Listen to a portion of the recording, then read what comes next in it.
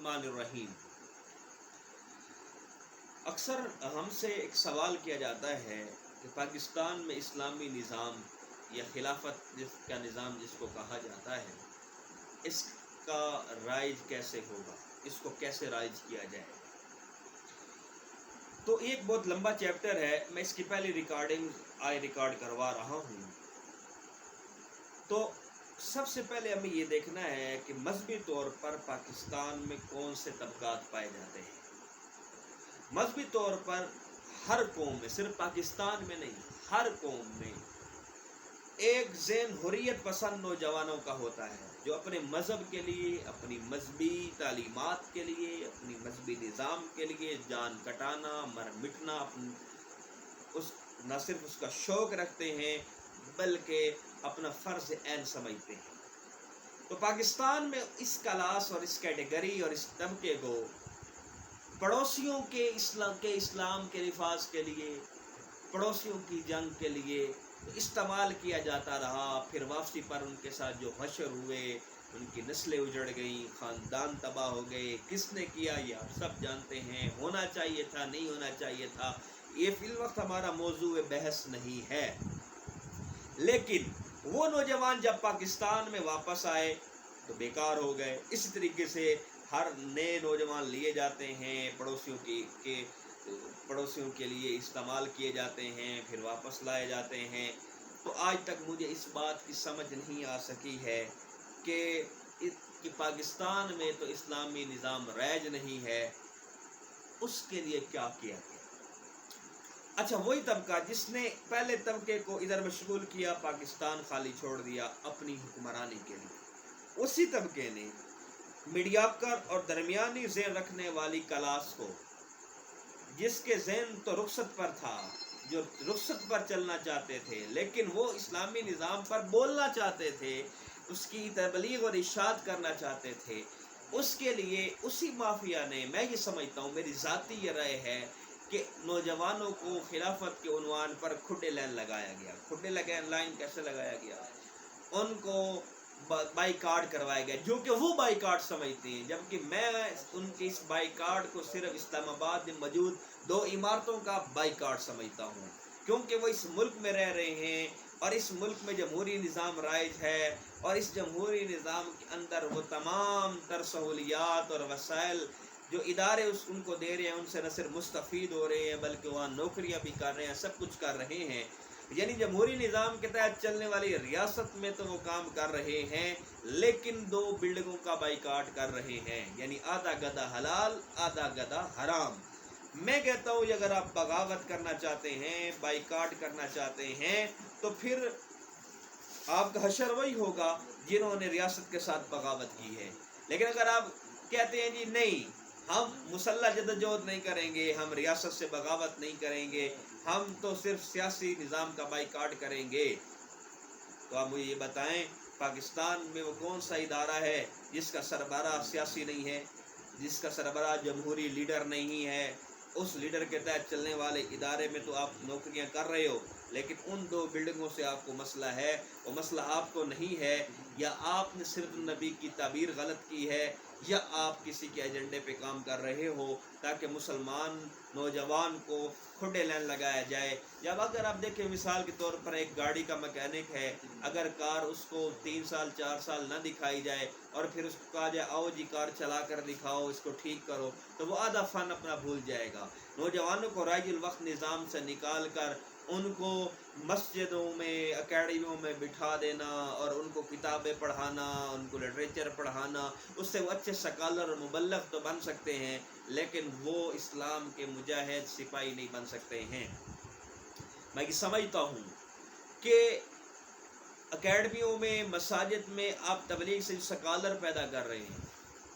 اور پھر کہتے ہیں کہ آپ ایک خاص تعداد پوری کر رہے ہو، آپ مکی زندگی میں ہو، 50 سال گزرنے کو ہیں آپ کی جماعتوں کو جو پاکستان میں چل رہی ہیں، آج تک تو کوئی نتیجہ برآمد نہیں ہوا ہے،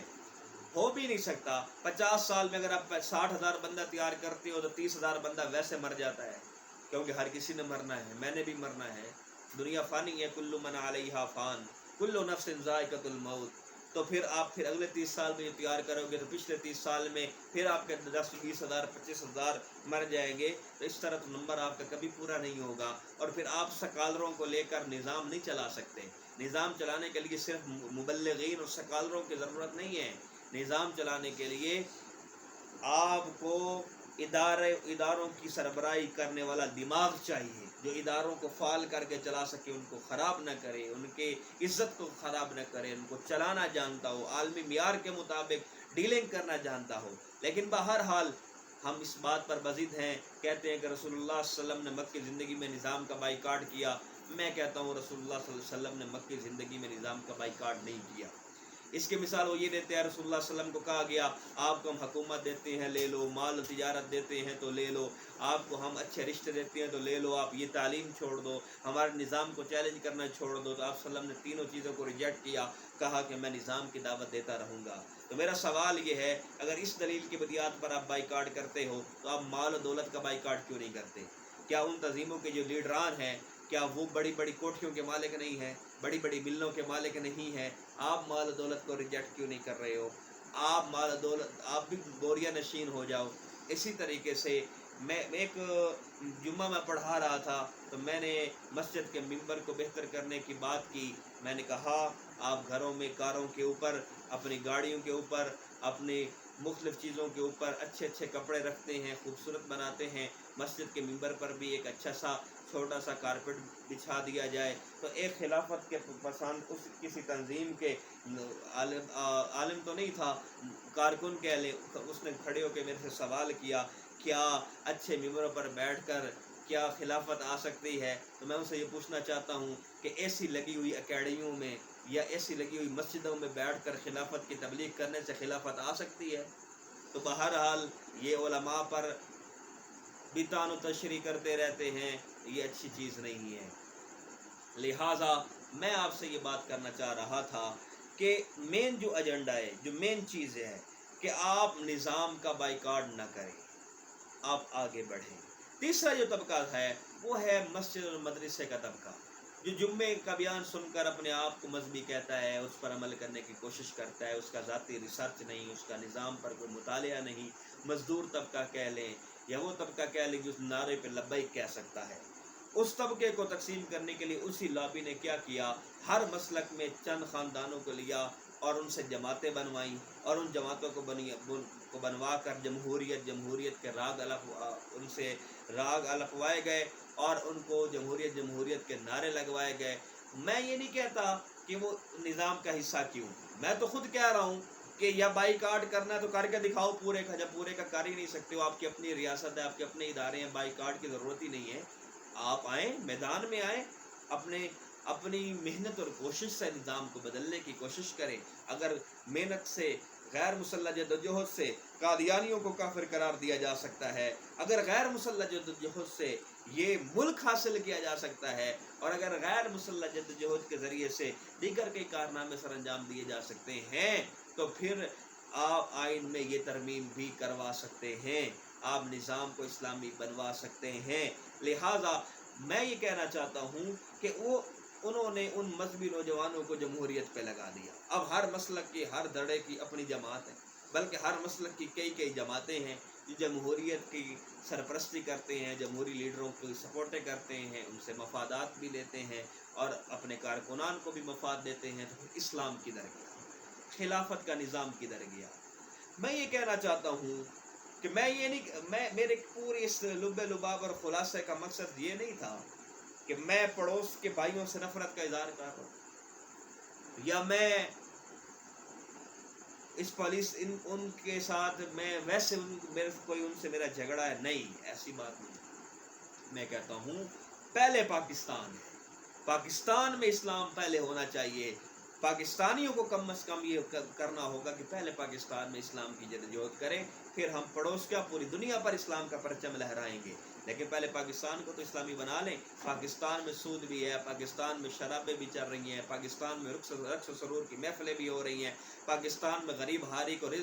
جو حق نہیں مل رہا ہے، مظلوم کو حق نہیں مل رہا، ظالم کی پکڑ نہیں ہے، عورتیں رو رہی ہیں، بہنیں رو رہی ہیں، مائیں رو رہی ہیں، مزدور کسان رو رہے ہیں،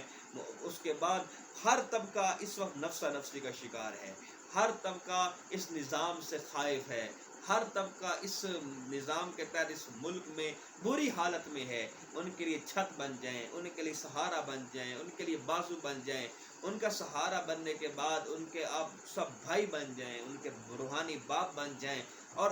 ان کو اسلامی نظام کی طرف راغب کریں اور اس نظام کی اتنی اشاعت کریں، اتنی اشاعت کریں کہ خود بخود جو ہے عوام الناس کی لہر سے ایک آئین میں ترمیم کے لیے ایک ماحول پیدا ہو جائے۔ اس کے لیے آپ کو قوم کو ساتھ ملانا ہوگا۔ یہ نہیں ہے کہ فرد واحد اٹھ کے نعرہ لگا دے، فرد واحد اٹھ کے ریاست کو چیلنج کر دے، ایسا نہیں ہوا کرتا۔ نظام کا حصہ رہیں، اداروں کے ساتھ تعاون کریں، خفیہ کام نہ کریں، خفیہ تنظیموں کی طرز پر بالکل کام نہ کریں، اعلان کام کریں۔ جہاں آپ کے اداروں کو آپ کی ضرورت ہو آپ ان سے ملیں، ان کے ساتھ تعاون کریں، ان کا ساتھ دیں، لیکن اپنی ریاست کے لیے جو اسلام کے نام پہ بنی ہے، جو کلمہ کے نام پہ بنی ہے، جس کی اساس اسلام ہے، اس کو اسلامی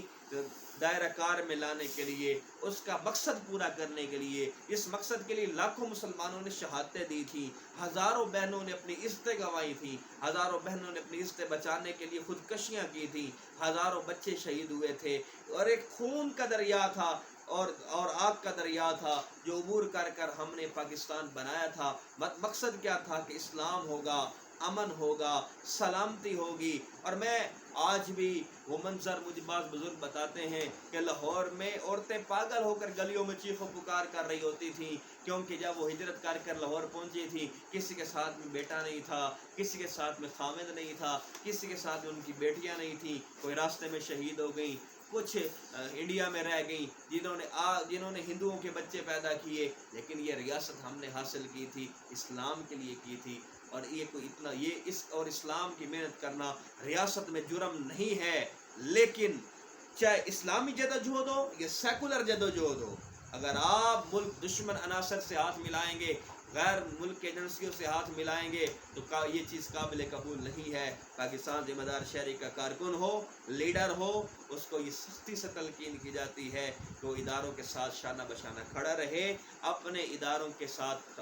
کھڑے ہو کر محنت کرے، اور انشاءاللہ اگر جنرل ایوب خان کے دور تک صدارتی نظام ہو سکتا ہے، پھر اس کے بعد پھر یہ جمہوری شخصی نظام آ گیا جو محترم ذوالفقار بھٹو صاحب نے رائج کیا تھا۔ یہ تو نظام بھی بڑے بدماش کے لیے، جو بڑا بدماش ہے وہی حکمران ہے، اور غریب کے لیے اس نظام میں کچھ بھی نہیں ہے۔ تو اگر یہ اونچ نیچ ماضی میں آ سکتی ہے، آئین میں پہلے ترمیمیں ہو سکتی ہیں، دنیاوی مفاد کے لیے ترمیم ہو سکتی ہے، اسلام کے لیے بھی ہو سکتی ہے، کوئی بڑا مسئلہ نہیں ہے۔ اس کو نہ بڑا مسئلہ بنانے کی ضرورت ہے بلکہ جدوجہد کرنے کی ضرورت ہے۔ جب آپ یہ کہتے ہیں نا ہائے یہ بہت بڑا مسئلہ ہے، تو آپ ہمت ہار بیٹھتے ہیں۔ یہ کوئی بڑا مسئلہ نہیں ہے، یہ آپ کی جدوجہد پر جو ہے یہ محیط ہے۔ آپ جدوجہد کریں، آگے بڑھیں، قدم بڑھائیں، دنیا آپ کے قدموں کے نیچے ہے۔ وآخر دعوانا الحمدللہ رب العالمین۔